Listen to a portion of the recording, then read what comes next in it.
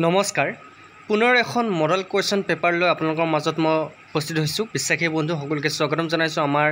আজিৰ অন্যটি গুৰুত্বপূৰ্ণ ভিডিঅ'লৈ গতিকে এই মডেল কুৱেশ্যন পেপাৰখন কমপ্লিট কৰিবলৈ চাব কম সময়ত আমি ভিডিঅ'টো শেষ কৰিম গতিকে যিকেইটা কুৱেশ্যন আজি ডিছকাছ কৰিম সেইকেইটা বহুত ইম্পৰ্টেণ্ট হ'ব গতিকে শেষলৈকে চাব আৰু ভিডিঅ'টো যদি লাইক কমেণ্ট শ্বেয়াৰ কৰা নাই এতিয়াই কৰি দিয়ক আৰু চেনেলটো যদি ছাবস্ক্ৰাইব কৰা নাই ছাবস্ক্ৰাইব কৰি দিয়ক গতিকে আজিৰ প্ৰথম কুৱেশ্যনটোলৈ আগবাঢ়োৱা হওকচোন আজিৰ প্ৰথম কুৱেশ্যনটো হৈছে ৰাষ্ট্ৰীয় আৰক্ষী একাডেমী ক'ত অৱস্থিত the national police academy is located at ইয়াৰ ভিতৰত ক'ত আমাৰ ৰাষ্ট্ৰীয় আৰক্ষী একাডেমী আছে মই শুদ্ধ উত্তৰ দিয়াৰ আগতে আপোনালোকে উত্তৰ দিবলৈ ট্ৰাই কৰক ৰাষ্ট্ৰীয় আৰক্ষী একাডেমী ক'ত আছে শুদ্ধ উত্তৰটো হৈছে হায়দৰাবাদত মনত থাকিব হায়দৰাবাদত আমাৰ কি আছে ৰাষ্ট্ৰীয় আৰক্ষী একাডেমী নেক্সট কুৱেশ্যনটোলৈ আহিছোঁ কোন ৰাজ্যত কানহা ৰাষ্ট্ৰীয় উদ্যান অৱস্থিত in which state the Kanha national park is located Kanha national park বা ৰাষ্ট্ৰীয় উদ্যানখন ক'ত আছে কোনখন ষ্টেটত আছে আপোনালোকে জানে যে কাজিৰঙা নেশ্যনেল পাৰ্ক বা কাজিৰঙা ৰাষ্ট্ৰীয় উদ্যানখন আমাৰ ক'ত আছে কাজিৰঙা অভয়াৰণ্য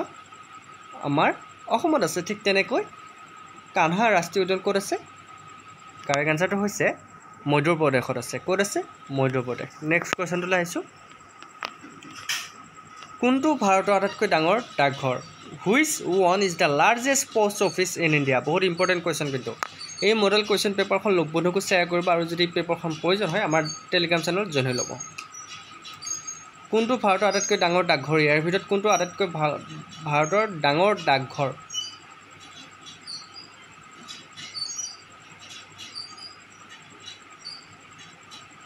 শুদ্ধ উত্তৰটো হৈছে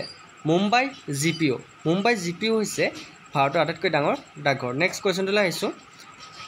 অঞ্চল অনুসৰি কোনখন উত্তৰ পূব ৰাজ্য আটাইতকৈ ডাঙৰ ৰাজ্য which one is the largest north eastern state according to area wise ইয়াৰ ভিতৰত কোনটো শুদ্ধ উত্তৰ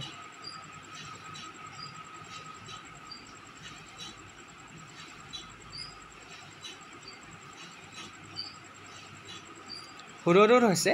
অৰুণাচল প্ৰদেশ মনত থাকিব নেক্সট কুৱেশ্যনটোলৈ আহিছোঁ question number 5 which city of India is also' known as Manchester of India ভাৰতৰ কোনখন চহৰক মানচেষ্টাৰ অফ ইণ্ডিয়া বুলি জনা যায়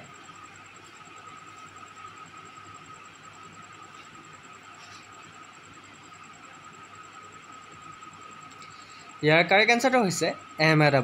আহমেদাবাদক মানচেষ্টাৰ অফ ইণ্ডিয়া বুলি জনা যায় নেক্সট কুৱেশ্যনটোলৈ আহিছোঁ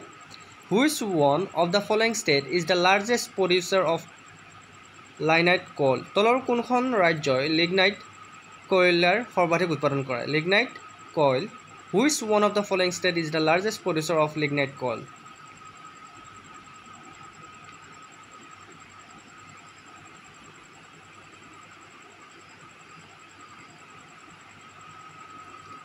ইয়াৰ কাৰেক্ট এনচাৰটো হৈছে তামিলনাডু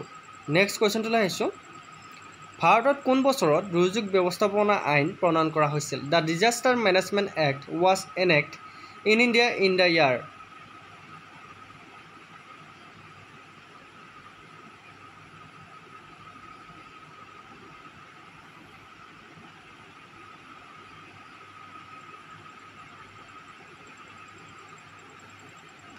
কাৰেক্ট এনচাৰটো হৈছে 2005 চনত নেক্সট কুৱেশ্যনটোলৈ আহিছোঁ তলৰ কোনটো ভাৰতৰ প্ৰথম পাৰমাণৱিক গৱেষণা reactor which one of the following is India's first atomic research reactor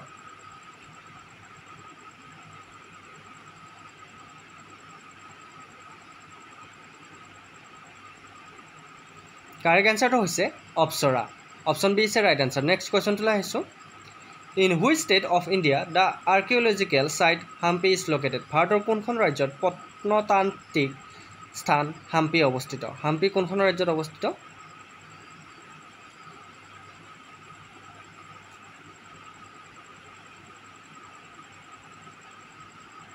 correct এনচাৰটো হৈছে কৰ্ণাটকা মনত থাকিব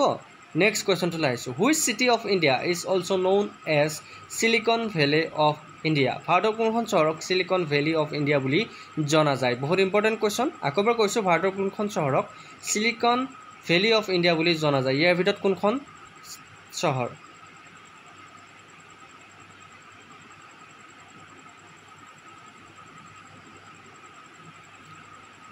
ইয়াৰ কাৰেক্ট এনচাৰটো হৈছে বেংগালুৰুক ভাৰতৰ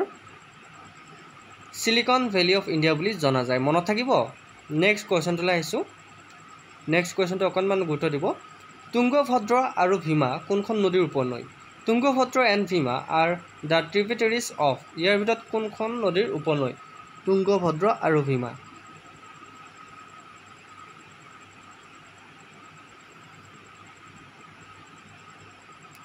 কাৰেক্ট এনচাৰটো হৈছে কৃষ্ণ নদীৰ উপনৈ নেক্সট কুৱেশ্যনটোলৈ আহিছোঁ which of the following state do not share border with Bangladesh তলৰ কোনখন ৰাজ্যই বাংলাদেশৰ সৈতে সীমা ভাগ নকৰে ইয়াৰ ভিতৰত কোনখন ৰাজ্যই বাংলাদেশৰ সৈতে সীমা ভাগ নকৰে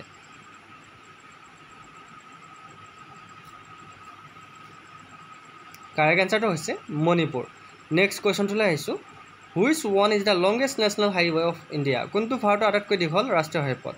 ইয়াৰ ভিতৰত ভাৰতৰ আটাইতকৈ দীঘল ৰাষ্ট্ৰীয় ঘাইপথটো কোনটো কেতিয়াবা আহিব পাৰে পৰীক্ষাত এডিআৰিৰ কাৰণে বহুত ইম্পৰ্টেণ্ট গতিকে মডেল কুৱেশ্যন পেপাৰ একেদিন মই ৰাতিপুৱা আনিব পৰা নাই তাৰ কাৰণে ক্ষমা কৰিব অহা কাইলৈৰ পৰা নহয় পৰহিৰ পৰা আকৌ মৰ্ণিং 8টা বজাৰ পৰা মডেল কুৱেশ্যন পেপাৰটো চলিব গতিকে চাব চিৰিজটো ইয়াৰ কাৰেক্ট এনচাৰটো হৈছে NH44 হৈছে ভাৰতৰ আটাইতকৈ দীঘল নেশ্যনেল হাইৱে বা ৰাষ্ট্ৰীয় ঘাইপথ নেক্সট কুৱেশ্যনটোলৈ আহিছোঁ how many states in India have legislative council Vidhan Parishad ভাৰতৰ কেইখন ৰাজ্যত বিধান পৰিষদ আছে এটি ইম্পৰ্টেণ্ট কিন্তু ভাৰতৰ কেইখন ৰাজ্যত বিধান পৰিষদ আছে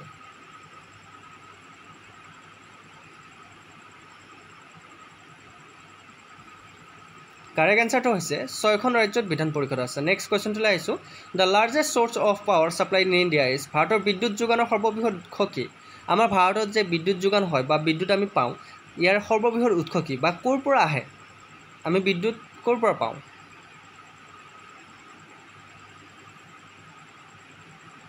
ইয়েছ ইয়াৰ শুদ্ধটো হৈছে থাৰ্মেল পাৱাৰৰ পৰা আমি বিদ্যুৎ পাওঁ মনত থাকিব ক'ৰ পৰা থাৰ্মেল পাৱাৰ নেক্সট কুৱেশ্যনটোলৈ আহিছোঁ Itanagar is the capital city of which Indian state ভাৰতীয় কোনখন ৰাজ্যৰ ৰাজধানী চহৰ ইটানগৰ ইটানগৰ কোনখন ৰাজ্যৰ ৰাজধানী চহৰ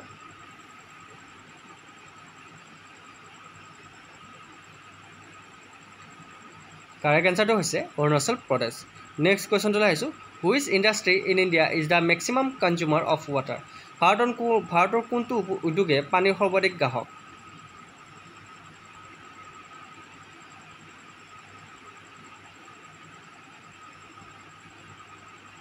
কাৰেক্ট এনচাৰটো হৈছে থাৰ্মেল পাৱাৰ নেক্সট কুৱেশ্যনটোলৈ আহিছোঁ which one of the following longitude determines the India standard time তলৰ কোনটো দ্ৰাঘিমাংশই ভাৰতীয় মানক সময় নিৰ্ধাৰণ কৰে ইয়াৰ শুদ্ধটো হৈছে 82.5 ডিগ্ৰী ইষ্ট এই দ্ৰাঘিমাই ভাৰতৰ মানক সময় নিৰ্ধাৰণ কৰে নেক্সট কুৱেশ্যনটোলৈ আহিছোঁ India's first glass mosque is located ভাৰতৰ প্ৰথমটো কাঁচৰ মছজিদ ক'ত অৱস্থিত আইনাৰ মছজিদ ভাৰতৰ প্ৰথম আইনাৰ মছজিদ ক'ত অৱস্থিত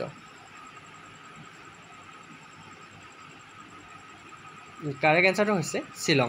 নেক্সট কুৱেশ্যনটোলৈ আহিছোঁ who had the rare honour of being felicitated by 9 prime minister and 5 president প্ৰধানমন্ত্ৰী আৰু 5জন ৰাষ্ট্ৰপতিয়ে সম্বোধনা জনোৱাৰ বিৰল গৌৰৱ কাৰ আছিল 9জন প্ৰধানমন্ত্ৰী আৰু 5জন ৰাষ্ট্ৰপতিয়ে সম্বোধনা জনোৱাৰ বিৰল গৌৰৱ কাৰ আছিল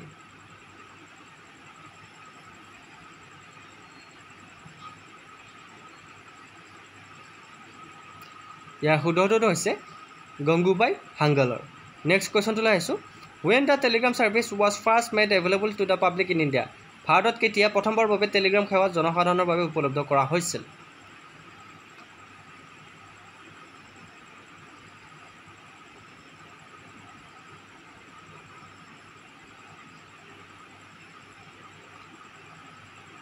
ইয়াৰ শুদ্ধটো হৈছে 1854 চনত 1854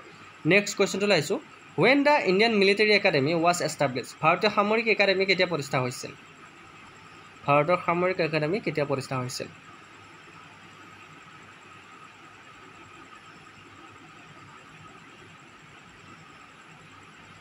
ইয়াৰ শুদ্ধটো হৈছে 1932 1932 চনত নেক্সট কুৱেশ্যনটোলৈ আহিছোঁ when the panchayat Raj system was first introduce in India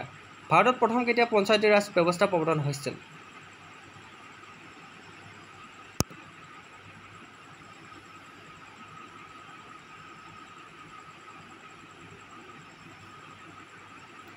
ইয়াৰ শুদ্ধটো হৈছে 1959 চনত 1959ত ভাৰতত প্ৰথম পঞ্চায়তী ৰাজ ব্যৱস্থা প্ৰৱৰ্তন হৈছিল নেক্সট কুৱেশ্যনটোলৈ আহিছোঁ national youth day is celebrated in the memory of ৰাষ্ট্ৰীয় যুৱ দিৱস কাৰ স্মৃতিত পালন কৰা হয় আপোনালোকে জানে ৰাষ্ট্ৰীয় যুৱ দিৱস পালন কৰা হয় কিন্তু কাৰ স্মৃতিত শুদ্ধটো হৈছে স্বামী বিবেকানন্দৰ স্মৃতিত নেক্সট কোৱেশ্চনটোলৈ আহিছোঁ which one is the original source from where the Indian national motto Satyameva Jayate is adapted কোনটো মূল উৎস য'ৰ পৰা ভাৰতীয় জাতীয় মূলতন্ত্ৰ সত্যমেৱ জয়তে গ্ৰহণ কৰা হৈছে